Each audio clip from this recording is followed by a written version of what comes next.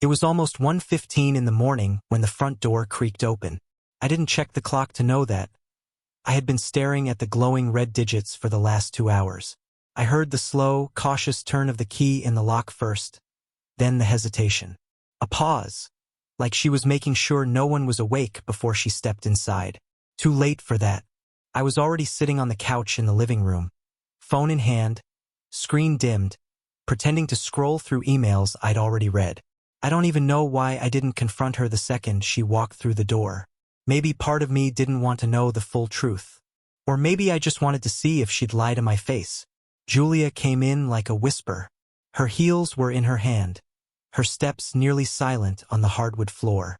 She froze when she saw me, eyes wide for a split second before she smoothed her expression into something neutral. Friendly, even. It was the kind of look you'd flash at a coworker in the break room. Polished, controlled. "Oh, you're still up?" she said with a soft, casual tone, like it was the most natural thing in the world.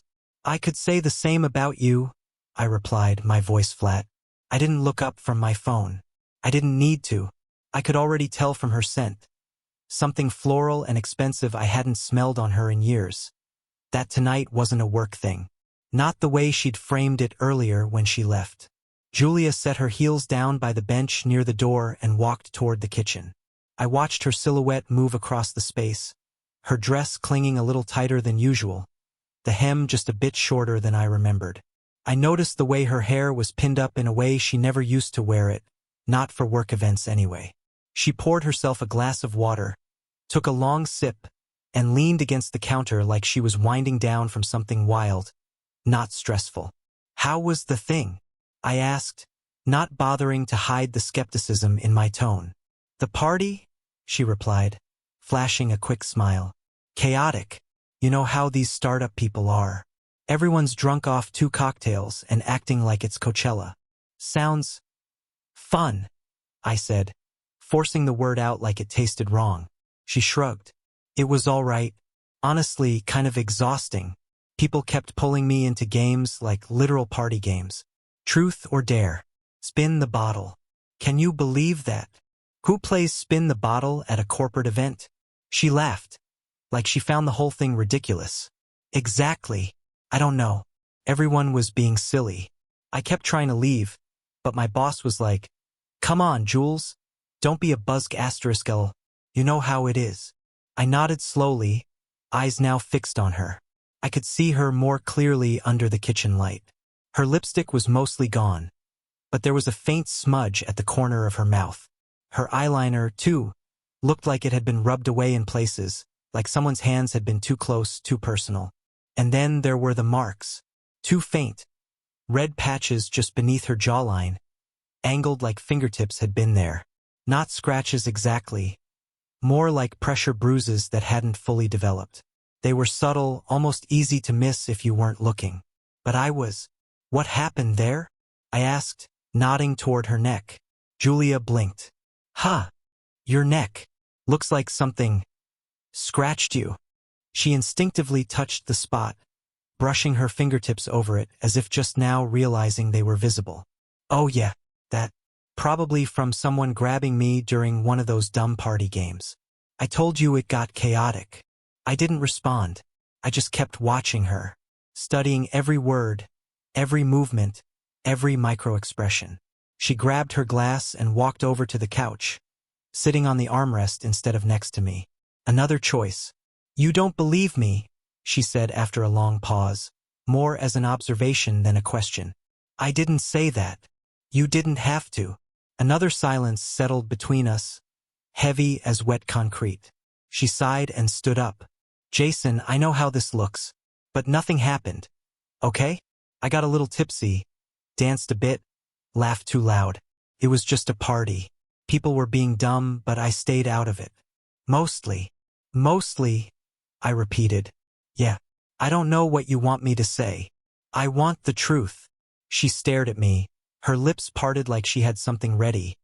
Some speech, some clever deflection, but nothing came out. Eventually, she just shook her head and headed upstairs, mumbling something about being tired and not wanting to fight. But we weren't fighting. We were past that stage. What was happening now wasn't a fight. It was the quiet rot that settles in when one person already knows, and the other is still trying to pretend they're in control of the narrative. I stayed on the couch long after I heard the bedroom door close. I stared at the spot where she had been standing, the air still faintly laced with that unfamiliar perfume.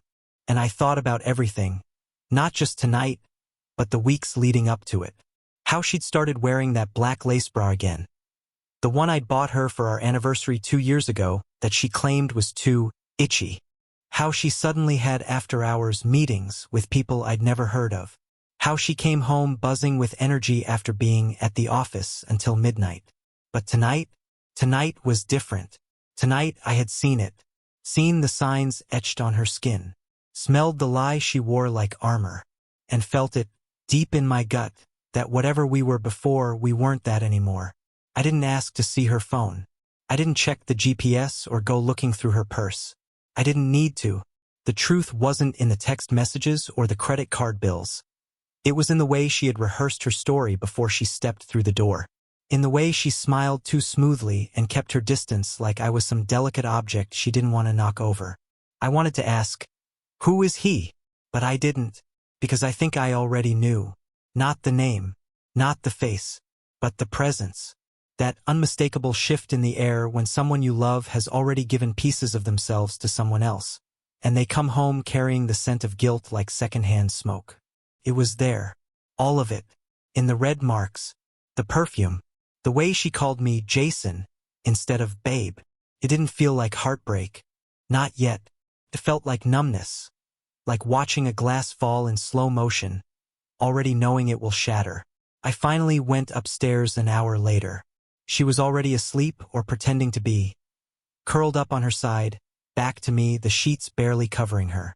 I got into bed quietly, not wanting to wake her, not wanting to hear another lie. I lay there in the dark, eyes wide open, staring at the ceiling, counting the seconds between each breath. And I knew, right then, right there, that something had shifted. Maybe permanently, maybe forever. I didn't sleep that night, not even for a minute. I laid there in the dark, the ceiling fan spinning lazily above me, counting each slow rotation like it might distract me from everything else spinning in my head. Julia breathed softly beside me, curled on her side, completely still. Maybe she was asleep. Maybe she was just pretending. I didn't know anymore. I couldn't tell the difference. It wasn't just what I saw on her neck or the scent she brought home. It was the whole pattern, the slow drift, the subtle shifts that don't hit you all at once, but show up in tiny, almost invisible ways, until one day, the person beside you is more stranger than spouse. And that night, I realized how many of those moments I'd buried instead of faced. Started months ago, really. At first, it was just little things. Changes so slight I thought I was imagining them. Julia buying new clothes that didn't match her usual style. Silk blouses, heels she never wore before. Jewelry I knew I hadn't seen her wear, and hadn't bought. One necklace in particular stuck out to me. Gold, delicate, with a single tiny emerald in the center. It wasn't her birthday stone. It wasn't mine. And I hadn't seen a receipt or a package. She just had it on one day, and when I asked about it, she said it was a gift from a coworker who was trying to *CK up to the team. A joke, she said. Office culture. But she wore it often. Too often for something she laughed off. Then there were the work projects. New responsibilities at a stealth mode startup. She said she couldn't even name due to NDAs. She said she was helping out a friend from grad school, consulting on design stuff. I wanted to believe her. I really did. But the secrecy of it never sat right with me. The startup never had a website. She never mentioned any other team members by name. And her hours? Suddenly they stretched into the night. Startups are chaos, she'd shrug. Late hours, no structure. You know how it is. I did. I'd worked at one for 4 years. But that's exactly why I knew this didn't add up. And her phone. God, her phone. It became her shadow, always in her hand, or flipped upside down when it wasn't. Notifications went silent. Text bubbles were swiped away before I could glance at the screen. One time, I caught a glimpse of a message as she tapped her phone to silence it. Just a flash. A name I didn't recognize. 2 red hearts at the end of the message. When I asked who it was, she shrugged and said, "Probably a spam text." She even laughed. "They're getting weirder with those, right?" I nodded. But something cracked in me that night. Another time, she left the room to take a call. Nothing suspicious, at least not at first. But I followed the sound of her voice, just to see. She was on the back porch. I stayed inside, out of view, and I couldn't hear much. Just her tone. Light, breezy, like a teenager flirting during study hall. She giggled once. Actually giggled. That same night, she came back inside and sat on the couch next to me like nothing happened. We watched a movie, some forgettable comedy, and she laughed at all the wrong parts. I remember thinking how weird it was that she'd chosen a night in with me, then spent most of it texting someone under a blanket. There was a girls' night too. Supposedly, Julia told me she was going out with coworkers for drinks, no guys allowed. Just us girls, she'd said with a wink. I believed her until I scrolled through social media that weekend and noticed something strange. None of the girls she mentioned had posted a thing. Not a story, not a group pic. Not even a half-drunk selfie in the bar bathroom. Which was odd because Julia's crew lived for that kind of thing. Even Julia, back then, used to tag everyone in everything.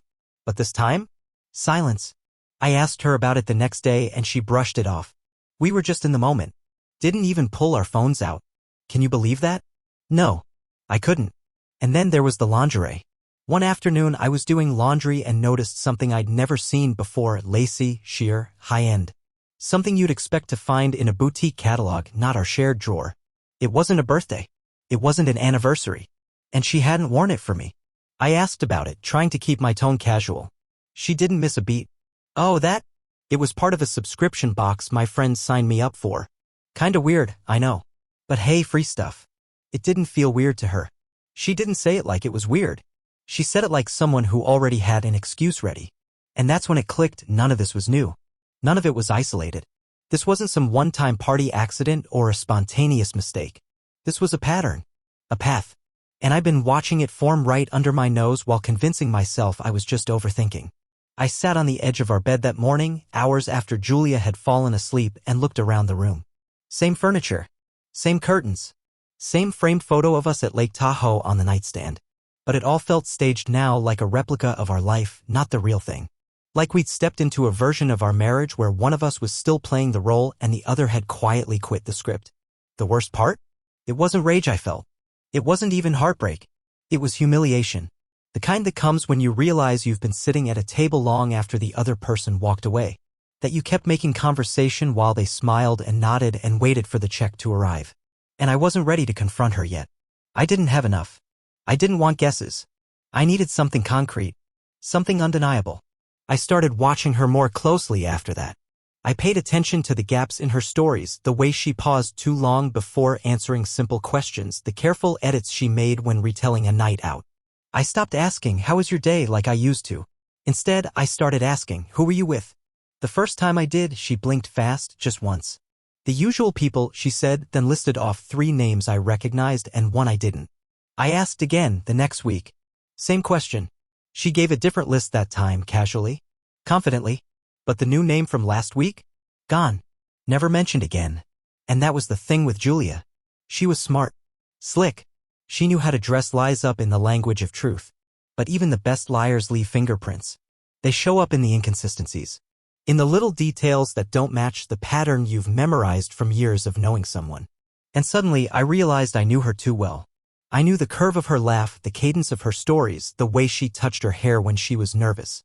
And now she was rewriting herself, polishing the edges, giving me a newer version of her that didn't match the one I'd built a life with. So I started tracking things in a notebook, quietly, discreetly. Times, names, outfits, phone behavior, locations she said she'd be at, little things. At first, it felt ridiculous. But after just 2 weeks, I saw it clear as day. The pattern. And patterns don't lie. People do. It was raining the night of the corporate event. The kind of steady drizzle that makes everything feel cinematic, like you're living in a scene someone else wrote for you. I sat in my car for a long time before I went in, watching the windshield wipers slide rhythmically back and forth. I wasn't even supposed to be there. Not officially. But sometimes the truth hides best in plain sight, and I was done sitting on the sidelines while the pieces kept falling into place without me. Julia had mentioned the party in passing the week before. Something about a celebration hosted by her boss, nothing fancy, she said, just cocktails and awkward small talk. When I asked if spouses were invited, she gave me that look, the one she reserved for questions that made her uncomfortable. I mean, it's mostly work people, she said a little too quickly. Plus, it's not your scene, babe. You'd be bored out of your mind. Maybe I would have been once, but not anymore. What she didn't know was that my own company had recently partnered with hers on a cross-market initiative, which meant we were one of the event's listed sponsors. I had a badge, I had access, and I had a gut full of unanswered questions I couldn't ignore. So I showed up. No announcement, no warning. I just walked in wearing my navy suit, nodded politely to the check-in desk, and stepped into a room humming with soft jazz and the clink of glasses. It was a ballroom. Not huge, but dressed up to look more elegant than it was. String lights overhead, name tags glinting under chandeliers, small plates of appetizers floating by on silver trays. Everyone looked like they were trying a little too hard to seem relaxed. I scanned the room slowly, pretending to look for someone from my team, but really I was looking for her. And then I saw her. She was standing near the back, close to the open bar, a half glass of red wine in her hand and her head tilted just enough to let her laugh echo over the music. Her makeup was perfect.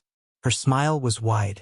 Her hair was done the way she used to wear it when we first started dating, soft curls that took time and intention. And she wasn't wearing her wedding ring. That was the first thing that hit me. The naked fourth finger on her left hand. It wasn't just absent, it was intentional. She wasn't fiddling with it like she sometimes did when nervous. It wasn't tucked under a cocktail glove or spun around backward to hide the stone. It was gone, as if it had never existed. She was surrounded by a small circle of colleagues, people I didn't recognize. I stayed just close enough to watch, hovering by a tall table, pretending to check my phone while the weight in my chest grew heavier by the second. Then came the moment that broke me. One of the men leaned in and asked something. I couldn't hear exactly what he said, but I saw Julia's reaction. She laughed again, shook her head, and said something while holding up her empty hand, fingers spread like a magician revealing the final act. I saw her lips move. I'm single.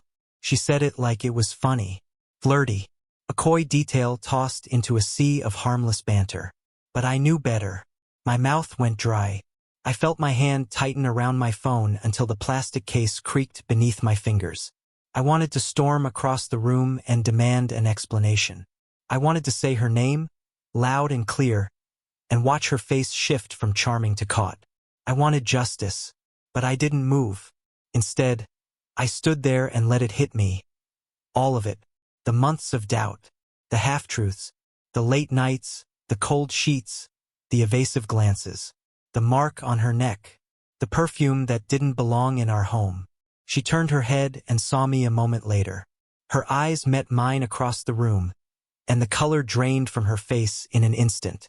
It was like watching a curtain drop mid-performance. Her mouth opened slightly, but no sound came out. Her smile vanished. She didn't wave, didn't walk toward me, didn't even try to play it off. She just stood there, frozen. And that told me everything. I didn't need to cause a scene. I didn't need to make a speech. Her face had already confessed to what her words never would. I turned around and left. I didn't look back to see if she followed me, because I knew she wouldn't. Not right away. Maybe not at all. I stepped into the cool night air, the rain hitting my face like a wake-up call, and walked back to my car with my heart pounding but my mind clearer than it had been in months. That drive home felt surreal, like I was watching someone else's life unfold on a screen. I kept seeing her face in my mind, the exact moment she realized I was there, the fear behind her eyes. It wasn't just surprise. It was recognition. She knew what she'd done. She just never thought I'd see it for myself. I got home, tossed my keys onto the counter, and sat at the dining table in the dark. I didn't turn on the lights. I didn't pour a drink. I just sat there, listening to the silence of the house we'd built together. Every creak of the floorboards upstairs, every car passing outside, The ghost of a life I thought we still shared. I didn't cry. I didn't rage. I just felt still, like I had finally stopped pretending everything was fine. She didn't come home that night. I didn't expect her to. But I also didn't call her. I didn't ask where she was. I didn't send a single text. Because for the first time, I no longer felt the need to chase the truth. I already had it. It was written all over her face. The next morning, I woke up before the sun and wrote a letter. A short one. Not angry. Not cruel. Just honest. Julia, I saw you. I know. I won't pretend anymore. We'll talk soon. But for now I need space. Jason. I left it on the kitchen counter and packed a small bag. A few clothes. My laptop. Toothbrush. I didn't plan where I'd go. I just knew I couldn't be there when she came back. I checked into a quiet hotel on the edge of town, one of those places with no questions, no surprises. I stayed there for 2 nights, ordering room service, staring at blank walls, and scrolling endlessly through memories I didn't know how to delete. She texted me the next day. Julia, please. Can we talk? Then 2 hours later. Julia, I'm sorry. I don't know what you saw, but I want to explain. She didn't call me by name. Not in either message. And I noticed that too. I didn't reply. Because I didn't need an explanation anymore. Whatever she had to say now would just be damage control. And I wasn't interested in spin. The following evening I came back to the house. Just for a few things, my passport, some legal documents, a few of my dad's old records. But when I walked in, the house was empty. Lights off. Quiet. And on the kitchen counter, the letter I had left was still there, folded neatly, untouched. That's when I saw it. A manila folder, half open, sitting on the edge of the kitchen island. Curious, I picked it up. Inside were 3 hotel invoices. All recent. All billed under a woman's name I vaguely recognized, someone from Julia's college days. I remembered her once mentioning the name in passing. But that wasn't the part that made me stop breathing. Each invoice was for a boutique hotel across town. Midweek stays. 2 guests. Paid in cash. And the signature on one of them? It was Julia's handwriting. But the name she signed? It wasn't hers. That's when it hit me. She wasn't just unfaithful. She was hiding behind someone else's identity to do it. And suddenly, this wasn't just betrayal. It was fraud. And maybe, just maybe, it went deeper than I thought. I used to think betrayal was a moment. A sharp break. A loud snap in the middle of a quiet room. But it's not. It's slower than that. Softer. It hides in everyday places, in small decisions and half-closed drawers, in faces you pass by every day without suspicion. That folder changed everything. It wasn't just proof of the affair, that much I already knew. It was proof that Julia had gone to lengths I couldn't have imagined. Hiding behind a fake name. Using someone else's identity. Hotel invoices under a college friend's name, signed in Julia's handwriting. The deception was no longer in asterisk mate, it was systemic. This wasn't carelessness. This was choreography. I stood there in the kitchen, the folder open on the counter, my hands gripping the paper like it might disappear if I let go. Each invoice had dates, locations, room numbers, all documented. All real. And the name used, Danielle V. I remembered her. Danielle Vaughn. Julia's old roommate from freshman year. They hadn't been close in years. Maybe that's why Julia chose her. Someone distant enough not to notice. I found myself flipping back through the receipts, double-checking the dates. One of them lined up exactly with a weekend Julia claimed she'd been at a team retreat. Another overlapped with the girls' night she told me about, the one where no one had posted a thing. My stomach turned. There was no more ambiguity. She hadn't just been lying to me. She'd been building an entire second life. I didn't even remember grabbing a pen, but somehow I ended up at the dining table, scribbling notes on the back of a grocery receipt. Names. Dates. Questions. I wasn't a detective, but I felt like one, only I didn't want to solve anything. I just wanted answers I could live with. And I wasn't getting those from her. She still hadn't responded to my silence. I hadn't replied to her texts. I hadn't called. The longer I waited, the more I expected some kind of confession, some unfiltered truth. But it never came. Just quiet. Maybe she thought ignoring it would work. Maybe she thought if I didn't react, she could keep the story going. But the story had unraveled. That night, I found myself walking through the house with new eyes. Everything felt different, like the rooms had shifted slightly out of place. I noticed things I'd overlooked before. Her laptop was missing from the living room. A few of her shoes were gone from the closet. Her perfume, the perfume, was no longer on the bathroom counter. I opened the drawer where we kept our passports and hers was gone. I didn't want to jump to conclusions, but it felt like she was preparing to leave.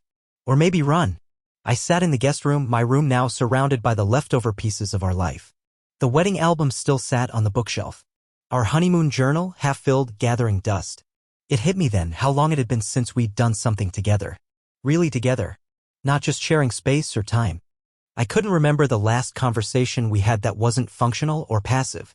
We hadn't fallen apart in one night. That's the lie people tell themselves. Truth is, we'd been eroding. Quietly. Politely. And I had let it happen. The next morning, I decided I needed help, not emotional, not yet. Practical help. Legal help. I called my friend Sam. He and I had gone to college together. He'd become a lawyer, someone I trusted. When I explained the situation, his tone changed immediately. Jason, he said, this is bigger than just a divorce. If she's using someone else's identity, forging names, using cash to cover her tracks, this isn't just infidelity. It could be criminal. That word stuck with me. Criminal. I'd been thinking of this as personal. An asterisk, mate. Emotional. But hearing it reframed as illegal flipped a switch in my mind. I'll send you a template, Sam said. Start documenting everything. Save every text, every receipt, every scrap of paper that feels off. Don't confront her yet.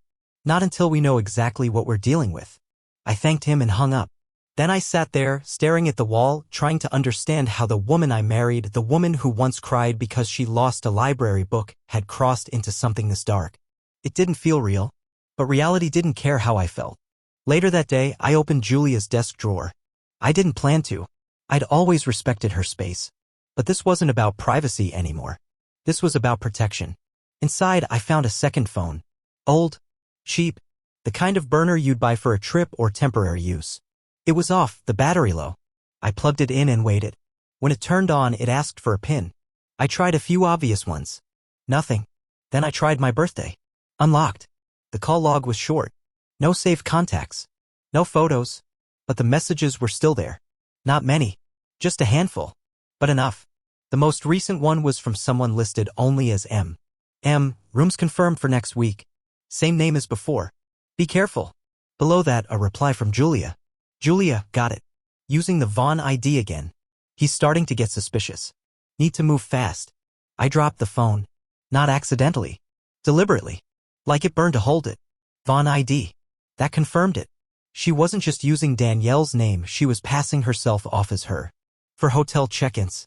For tracking evasion. For lies I still hadn't uncovered. And he's starting to get suspicious? That was me. I was the he in the text. My marriage reduced to a strategic threat assessment. I don't remember sitting down, but suddenly I was on the floor, back against the bed frame, the burner phone beside me like some cursed artifact. I stared at it, waiting for it to light up again. Waiting for another message.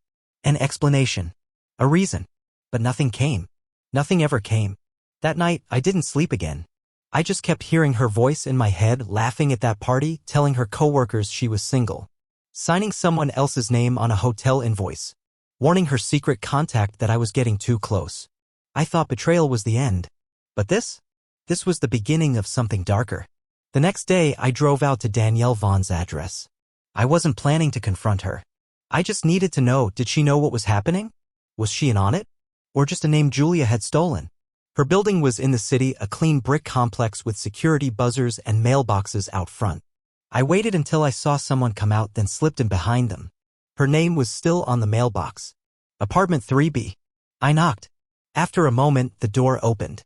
She looked older than I remembered. A little thinner. But it was her. Hi, I said. You don't remember me, but I'm Jason.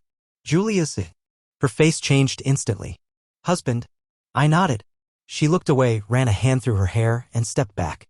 I was wondering when you'd show up, she said. I blinked. You knew. Danielle nodded slowly.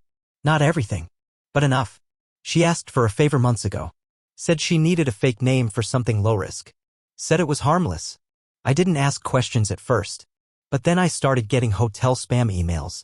Charges I didn't recognize. I shut it all down. Told her to stop. But she didn't. No, she said, voice low. She didn't. I swallowed hard. Do you know who she's with? Danielle shook her head. No names. Just hints. He's married. Important. Dangerous. The word hung between us. Dangerous. I felt my hands go cold. Jason, she said, softer now, whatever she's into, it's not just you she's lying to. Be careful. I nodded, thanked her, and left. On the drive home, I kept thinking about that word. Dangerous. And I knew then this wasn't just infidelity. It was manipulation. It was identity theft. It was the start of something with consequences I couldn't yet see. It wasn't just about Julia anymore. That realization landed on me one morning like a weight I didn't know I was carrying. I was sitting at a red light, half listening to the radio when I noticed the same black sedan 2 cars behind me. Again. It had been there the day before, 2 different street, same time, same distance behind. I tried to tell myself I was imagining it, but my gut said otherwise. The world around me had started to shift. Things that used to feel normal now felt threatening. Eyes in the grocery store that lingered too long.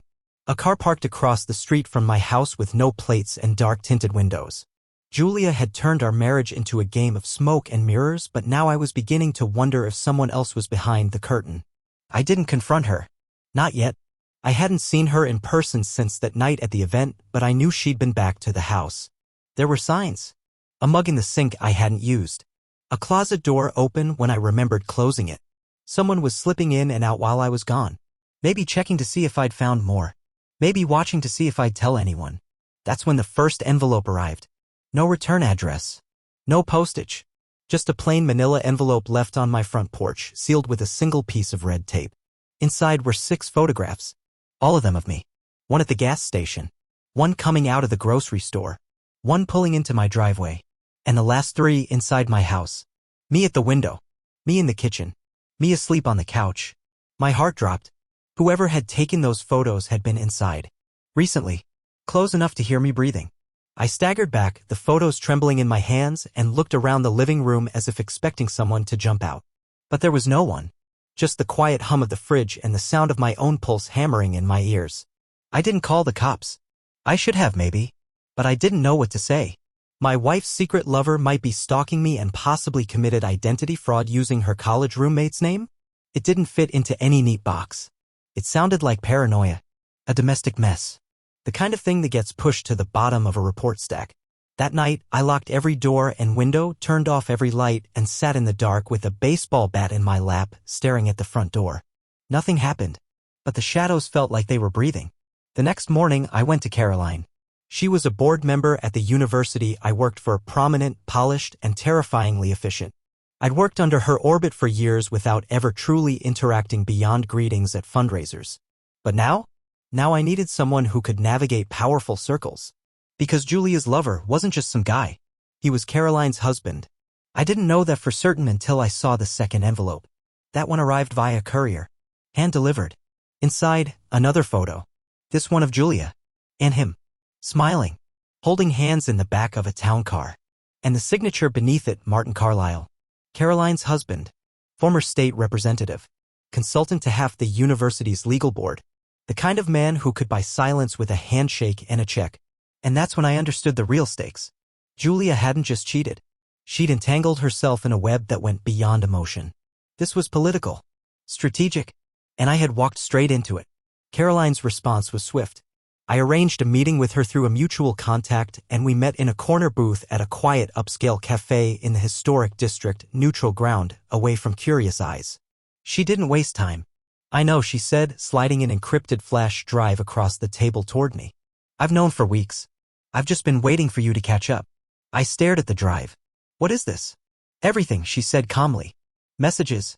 Calls. Room bookings. Audio from hotel bars. My team pulled it all. I was going to use it to destroy him. Now, maybe we can help each other. I didn't speak. I couldn't. Caroline took a slow sip of her tea. Let me be clear, Jason. I don't want scandal. I want collapse. Quiet, efficient ruin.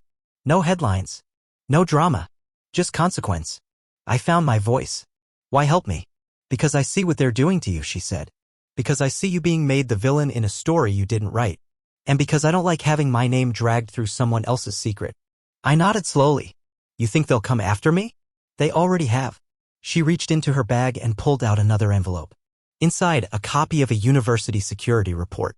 My name on a list of individuals flagged for behavioral concern. An anonymous tip had been filed against me 2 days prior, accusing me of harassment. Unverified. Baseless. But enough to put me on someone's radar. This is how they operate, Caroline said. Create chaos, discredit anyone who asks too many questions, and hide behind legal ambiguity. But Martin made a mistake.